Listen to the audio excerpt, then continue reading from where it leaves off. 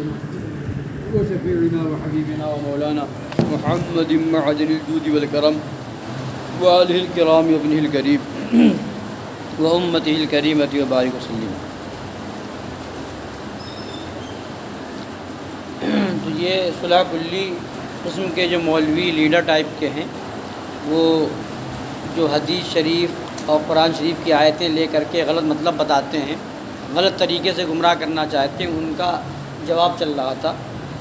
انہی باتوں میں سے ایک بات یہ لے کر کے آتے ہیں کہ حدیث میں ہے اذا اتاکم کریم قوم فاکرموا، جب تمہارے پاس کسی قوم کا کوئی عزت والا آئے تو اس کی عزت کرو. اس کا مطلب ہی نکالتے ہیں کہ جب کسی قوم کا عزت والا تمہارے پاس آئے تو اس کی عزت کرو. تو اس کا مطلب ہی نکالتے ہیں کہ دیوبندی وہابی مولوی آ جائے یا کوئی آ جائے تو اس کی معاذ اللہ وہ اپنے قوم کا عزت والا ہے.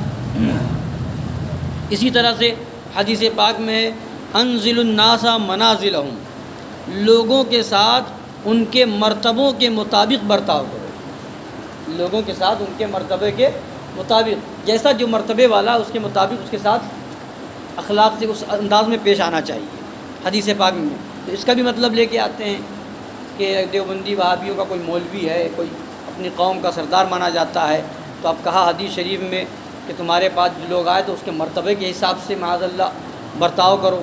تو ان کے ساتھ ایسا کرتی حدیث پاک اس طرح ایسے موقع پر یہ پیش کر کے گمراہ کرنا چاہتے ہیں. اب جواب سنیے. فرماتے ہیں اذا اتاکم کریم قوم فاکرموہ، اور انزل الناس منازلہم کا ہرگز یہ مطلب نہیں کہ بد مذہبوں مرتدوں سے کہہ دیا جائے کہ ہم تم کو مذہبی حیثیت سے برا نہیں سمجھتے. معاذ اللہ یہ مطلب نہیں ہے. تکفیر درکنار، بلکہ تضلیل، بلکہ تفسیق، بلکہ تمہاری اہانت بھی جائز نہیں. معاذ اللہ تمہارے اوہام فاسدہ کا دفع کرنا اسلام کی دشمنی. معاذ اللہ یعنی جو بد مذہبوں کے اوہام فاسدہ ہیں، غلط خیالات ہیں، غلط عقیدے ہیں، ان کا بھی دور کرنا معاذ اللہ اسلام کی دشمنی ہو جائے گی. ان کا دور کرنا ضروری ہے. قوم سے غداری ملک کی بدخواہی ہے. معاذ اللہ ان کا مفاد تو صرف اسی قدر ہے. یعنی حدیث پاک میں فرمایا گیا اذا اتاکم کریم قوم فاکرموہ اور انزل الناس منازلہم، تو ان دونوں حدیثوں کا مفاد اور مقصد صرف اسی قدر ہے کہ اگر کسی فرقے کا کوئی شخص خود تمہارے پاس آئے تو اس سے مدارات کرو. پھر علماء اہل سنت یہ کب فرماتے ہیں کہ اگر کوئی رافضی وہابی نیچری خود ہی تمہارے پاس چلا آئے تو تم اس سے بات نہ کرو، منہ نہ دیکھو، مدارات نہ کرو. ہاں یہ ضرور ہے کہ ان کو اصرار کر کے نہ بلاؤ، ان کو دینی پیشوا ٹھہرا کر ان کو وعظ و بیان کی اجازت نہ دو، مداہنت نہ کرو، اپنے پیارے دوست مذہب اہل سنت کے دشمن نہ بنو، اس کو اور جھوٹے مذہبوں کو یکساں نہ سمجھو. ہم ہرگز یہ نہیں کہتے کہ اگر کوئی تمہارے جلسے میں کوئی بد مذہب چلا آئے تو اس کو دھکے دے کر نکال دو یا اس کو ہدایت نہ کرو. کوئی آ گیا تمہارے پاس چل کر کے تو اب ہم یہ نہیں کہ دھکے مار کے بھگا دیں گے. ہاں یہ ہے کہ بتائیں گے، بات کریں گے تمہارا عقیدہ یہ ہے، ہمارا عقیدہ یہ ہے، جب تک یہ عقیدہ نہیں چھوڑو گے تمہارا اتحاد نہیں ہو سکتا ہے. تو اس سے اس طریقے سے بات کی جائے گی. اب مسجدوں سے بھگانا، اب کہ مسجدوں بھگا دیں تو وہاں پر وہ موقع ہی نہیں ہے. وہ تو حدیث پاک کے اندر ہے لا تصلوا علیہم ولا تصلوا معہم، نہ ان کی نماز پڑھو اور نہ ان کے ساتھ نماز پڑھو. تو جب وہ آئے گا مسجد کے اندر تو اس کے ساتھ نماز پڑھنا ہوگا. مسجد میں اگر گھس آیا اس کے ساتھ نماز، اور حدیث میں نبی فرماتے ہیں ان کے ساتھ نماز نہ پڑھو، تو حدیث کی مخالفت ہوگی. یا تو اس کو بھگائیں یا حدیث کی مخالفت کریں. معاذ اللہ تو وہ حدیث کی مخالفت تو نہیں کر سکتے، تو اس کو بھگایا جائے گا. اور پھر شریعت کا مسئلہ کہ اگر کوئی وہابی دیوبندی مرتد صف میں شامل ہو گیا تو فرمایا کہ اس کی نماز تو نماز ہے ہی نہیں. تو نماز کی حالت میں وہ ایسا ہی ہے جیسے کوئی ایسا آدمی جو نماز کے باہر ہے وہ کھڑا ہو گیا. ایسا آدمی جو نماز میں ہے ہی نہیں، نیت باندھے ہی نہیں، نماز پڑھ ہی نہیں رہا ہے اور بیچ میں کھڑا ہو جائے تو صف منقطع ہوگی. صف منقطع ہوگی تو اس کی نماز ہی نہیں ہے. وہ نیت باندھ کے بھی کھڑا ہوگا تو وہ نماز کے باہر ہے. تو اب ایسا شخص جو بالکل نماز کے اندر ایسا ہے کہ نماز کے باہر ہے، تو اب ایسے شخص کا کھڑے ہونا یہ صف کو منقطع کر دیتا ہے. اور جب صف منقطع ہو گئی تو حدیث پاک کے اندر فرمایا من قطع صفا قطعہ اللہ، جس نے صف کو منقطع کیا اس اللہ اسے منقطع فرما دے، اللہ اسے کاٹ دے معاذ اللہ۔ تو اب حدیث میں فرمایا کہ سب منقطع نہیں ہونا چاہیے، اور سب منقطع ہونے سے نماز میں خرابی پیدا ہوتی ہے۔ تو اب مسئلہ یہ ہے کہ اب نماز کو خراب ہونے سے بچانا ہے تو اس کو باہر کرنا ہوگا۔ تو یہ مسئلہ ہے۔ اب وہاں پر یہ بات نہیں فٹ ہو جائے گی معاذ اللہ رب العالمین، ہاں تمہارے وہاں کوئی چل کے آیا تو اب اس کو ہدایت کر سکتے ہو، بتا سکتے ہو اگر اتنا علم رکھتے ہو تو، ورنہ اس سے دور رہنا ضروری ہے۔ افسوس تو یہ ہے کہ یہ صلح کلی واعظین حسن خلق و مدارات اور دہن و مداہنت میں فرق نہیں ٹھہراتے۔ ہاں اگر ہمارے پاس بد مذہب چلے آئیں تو ہم پر یہ ضروری نہیں کہ انہیں دھکے دے کر نکال دیں، لیکن یہ کیوں کر جائز ہو سکتا ہے کہ باسرار تمام بلا کر اپنی دینی مجلس کا ان کو رکن قرار دیا جائے، مسند رسول اللہ صلی اللہ تعالی علیہ وآلہ وسلم پر بٹھا کر ان سے وعظ کہلوایا جائے، وہ اس میں جو اپنی مذہبی خباثتیں ظاہر خلط کریں ان پر خاموشی کی جائے۔ خاموشی کیسی؟ اجازت دی جائے۔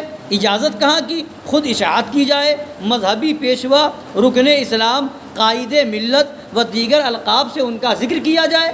اس بیان کے ساتھ مرقات کے باب الحظر و تانی فی الامور میں حدیث شریف موجود ہے،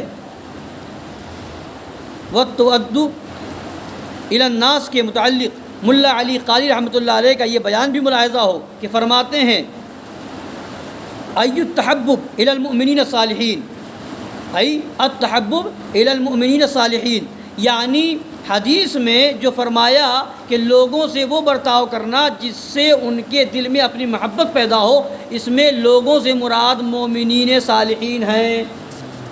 حدیث پاک میں جو فرمایا گیا کہ لوگوں سے ایسا برتاؤ کرو کہ ان کے دل میں تمہاری محبت پیدا ہو، تو فرماتے ہیں حضرت ملا علی قاری رحمۃ اللہ تعالیٰ علیہ کہ اس حدیث میں جو یہ فرمایا گیا اس سے مراد کیا ہے؟ نیک مومنین کے ساتھ ایسا برتاؤ کرو کہ ان کے دل میں تمہاری محبت پیدا ہو، مومنین کی قید ہے۔ ملا علی قاری رحمۃ اللہ علیہ کی اس شرح کی روشنی میں انزل الناس منازلہم اور اذا اتاکم کریم قوم فاکرموہ کا مطلب تو بالکل ہی صلح کلیت کا منافی و نافی ہے کہ کسی قوم کے بھی مومنین صالحین کا کوئی عزت والا تمہارے پاس آئے تو اس کی عزت کرو۔ حضرت ملا علی قاری کی شرح کی روشنی میں کیا ہوا کہ اس کا کیا مطلب؟ اذا اتاکم کریم قوم فاکرموہ، جب تمہارے پاس کسی قوم کا عزت والا آئے تو تم اس کی عزت کرو۔ اس سے مراد کیا ہے؟ یعنی مومن کہ کوئی مسلمانوں کے گروہ کا کوئی بڑا عہدے والا اگر تمہارے پاس آ جائے تو اس کی عزت کرو، مومن ہو تو۔ یہ حضرت ملا علی قاری نے فرمایا۔ اور مومنین صالحین میں سے ہر شخص جس رتبے جس منزلت کا ہو اسی کے موافق اس کے ساتھ برتاؤ کرو، مگر دقت تو یہی ہے کہ بیچارے مومنین صالحین کے بھلے کی تو ان صلح کلیوں کو کوئی سوچتی ہی نہیں، مومنین کے بارے میں سوچتے نہیں۔ جو سچے مومن ہیں، پکے مومن ہیں، وہابیوں دیوبندیوں سے بچنے والے ہیں، ان کے بارے میں بھلائی تو سوچتی نہیں، وہ تو ان کے بارے میں برا کہتے ہیں، یہ تو جھگڑا کروانے والے ہیں، یہ لڑائی کروانے والے ہیں، یہ تو اختلاف کروانے والے ہیں، ان کی بھلائی نہیں سوچتی۔ اور جو گستاخ رسول ہیں ان کی بڑی ہمدردی دکھتی ہے۔ اللہ تعالیٰ سمجھنے کی توفیق عطا فرمائے۔ فرماتے ہیں جہاں تک فائدہ پہنچ سکے وہ ان کے وہابی رافضی نیچری بھائیوں کو اور ان کے مذہب کو پہنچے، وہ بس ان کا مقصد صرف یہ ہے کہ بس ان کو کچھ نہ کہا جائے، ان کو فائدہ پہنچایا جائے۔ شادی ہو رہی ہے تو ہونے دے، وہابی آ رہے ہیں تو آنے دے، رشتہ کر رہے ہیں تو کرنے دے، کوئی مل رہا ہے تو ملنے دے، یعنی ان کو برا نہ کہا جائے۔ یہ ہے صلح کلیوں کی ان کا اصل مقصد۔ مگر چڑھتے کہاں ہیں؟ جب کوئی سنی شریعت کے مطابق ان کو اپنی تقریب سے، شادی بیاہ سے دور کرے، جب کوئی سنی شریعت کے مطابق ان کو مسجدوں میں آنے سے روکے، تو ایسے موقع پر صلح کلیوں کی تکلیف ہوتی ہے۔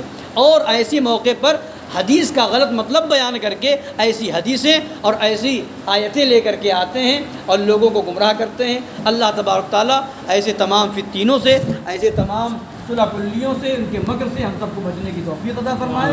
آمین برحمتہ یا ارحم۔